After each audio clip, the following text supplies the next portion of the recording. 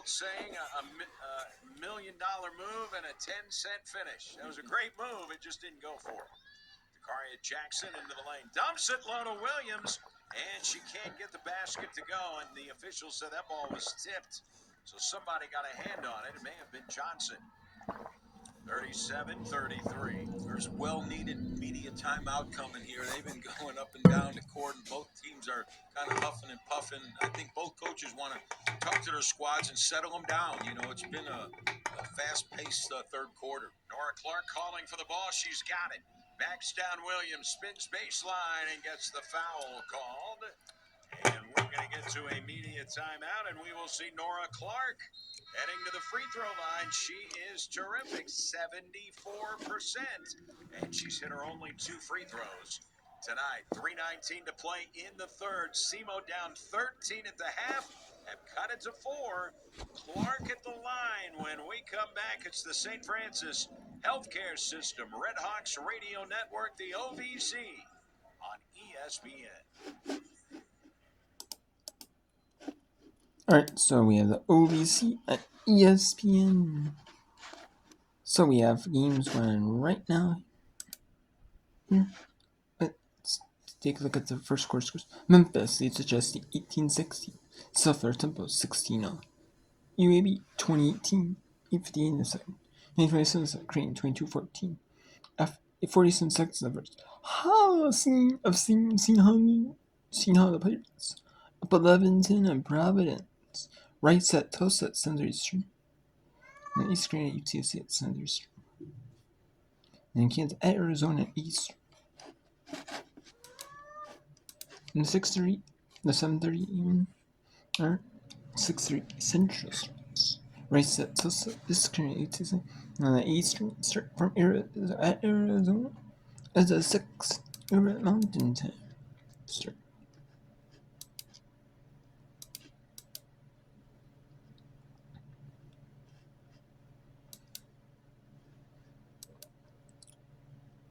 So we'll take a little break, and we'll go to, and then when we're on, actually no, we'll keep it in South or it's simple, why not? And making sure they maximize their possessions. Taylor's all alone. That's off the back of the rim, no good. Piper able to tip the rebound to herself, and she's got some speed. In her first 2 years of college basketball at Temple, 3-ball for Battle, no good.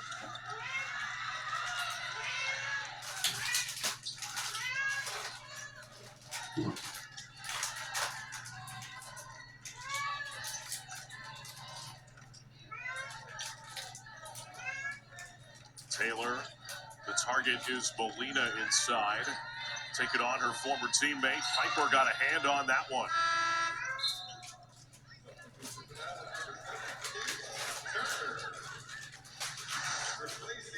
Good take to the basket. This is something we'll see Molina do often, but also great defense by Piper to use her body legally, but smack the ball out. Fascinating to see those two matched up with each other. They have similarities to their game, both about speed, roughly the same size. Shot clock's at 2. Taylor loses it. Davidson throws it ahead. Piper couldn't get it inside. Jacobs went to the floor. Finally a tie-up. Possession arrow in USF's direction. It seems like the game has sped up in the second quarter so far. Just a little bit more quicker, a little bit more back and forth. USF really trying to get things going. Yeah, shot making the first couple minutes. Really on point. Battle. That one partially blocked by Jacobs, and then it's off Battle's foot. Battle has a little bit of a size advantage over Taylor, but nice job by Jacob to come over and help her teammate out.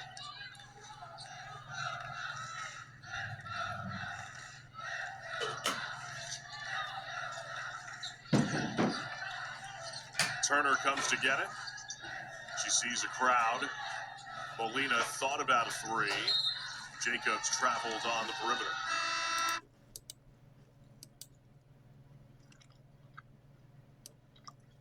and Staley will now head to the opportunity for head to the free throw line here for an opportunity for a couple points. It's a great possession there for Charlotte, just moving the ball around, looking at all their options, and then getting it into their post player down there, Staley, doing a great job creating the foul, getting to the free throw line. Staley knocking the first one down. First attempts at the line in this game, 68% on the season. Great job there by Staley taking advantage of those free throws. I think they saw a good bit of free throws there in that first half. Wasn't able to take advantage of a good majority. 3 of 7 at the line in the first half. There's a three-pointer. Doesn't fall. Anderson the rebound. Niners pushing it quickly the other way. It was tipped away to Staley. Got it back to Anderson. Another nice defensive job. Moore's on the ground trying to force a turnover. Does knock it out of bounds. Staying here with Charlotte. The Niners are sure. You see Tamika Reed in her second season. The Charlotte 49ers right now 2-3 here in the American, trying to get things back to 500. Hayes, nice drive, baseline, and scores. Great move, great read there, going baseline, seeing that other side open. I think the reverse layup's a little bit of a lost art. 13-point lead, largest of the game. Owls trying to cut into that. 3 is just short. Nicholson able to get her 8th rebound. The Owls have come out looking to score really quickly in the half court, and I don't blame them, honestly. I don't think this is a defense where you want to allow Charlotte to get set. They can bring a lot of ball pressure. Foul here on Florida Atlantic. That is on Gerwitz, her 3rd. Not ideal when you have 3 players on the bench.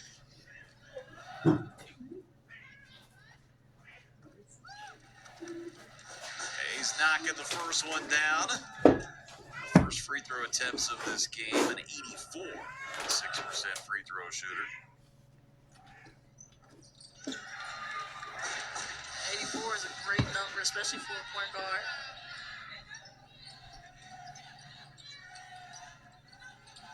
Niners off to a 6-0 run here to start the third quarter.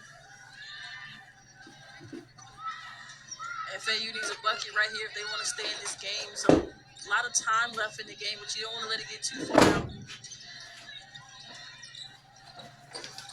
Moore is trying to drive past Anderson. It won't happen. Taken away. 3-on-1 for the Niners. Anderson, tough shot and able to get the foul. And Anderson will head to the free throw line here for 2. A lot of fouling early here in the third quarter. It's not what you want to do if you're Florida Atlantic, but I think that's bound to happen when you have 3 players. Let's go Tampa or Toledo at Eastern Michigan. I said Tampa. Toledo at Eastern Michigan. Alright, let's go to the last 40 seconds. East Southeast Missouri has tied this thing up. A big run, 21 with a 20 with 11 point fourth quarter. Or 11 point lead in the third. After UT Martin was up, won the second by 14. Mark, let's see what the Red Hawks want to do. They're going to go to the high block. This is Williams. Let's see if the Red Just Hawks scored a big they can bucket do in the to tie Red the game. unit. Don't want to go too fast here and give UT Martin an opportunity to score at the other end. And she lowered the shoulder, did she? Offensive foul. But the officials waited to look at each other.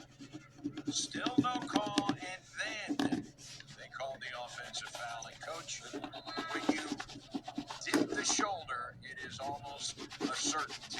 Absolutely, and it went a little too fast there. 6.8 now. UT Martin has a chance to score. You don't ever want to give that team, when you're playing for the last shot, an opportunity to get a basket at the other end. Remember, the Red Hawks had missed 5 straight shots. Now they've hit their last 3, but the turnover. And remember, the Skyhawks hit a buzzer beater At halftime, into the game, Grace Billington, a three by Middleton. No buzzer beater this time. And the 13-point deficit whittled to 2. Should be a fun fourth quarter. Yes, it should. And Toledo with a big lead now. 9.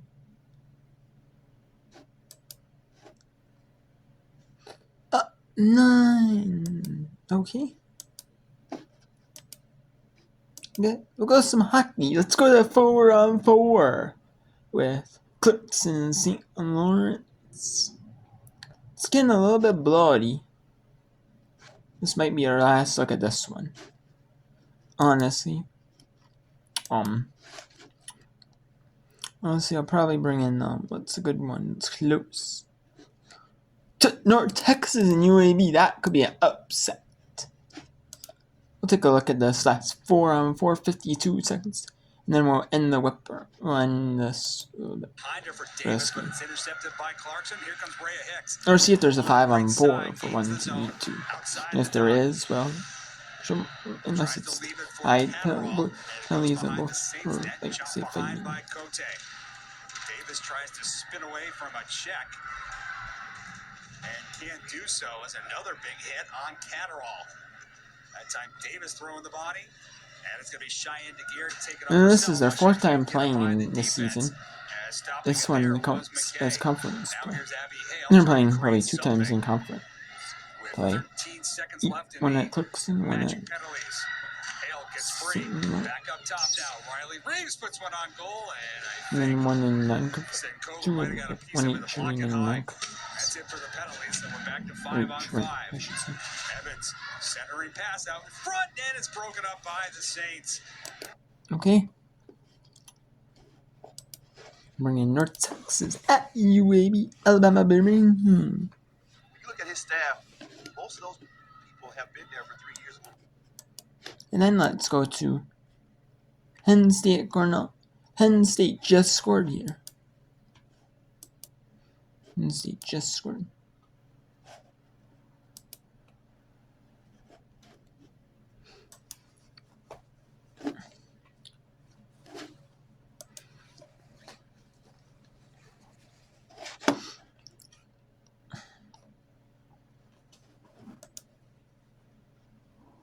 Happy. Her father, Jeff, played for Harvard. So Penn State 3-1 on Cornell here. And we also have a look at Rice is up early in Tulsa. UTSA up early in East Carolina. They just started a few minutes. Tipped off just recently here. Yeah, on our way. Okay. Let's go Penn State Cornell. This one should be done by about 8 Eastern time. So should UT Martin Southeast Missouri. They might be trying to end for an hour and 45 minutes. The women's, might be about, and then, maybe get the men's. If there's a men's, is there a men's women's double header? Sometimes there is men's women's double headers in the OEC. In like these smaller conferences, there could be a men's women's double header. And yes, there is. There is a men's women's double header. 8:30 Eastern.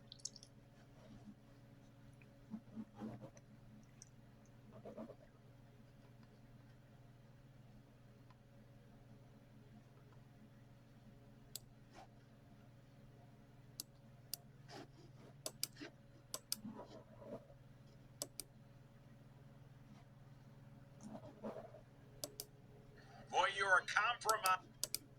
Against a defense like Penn State's.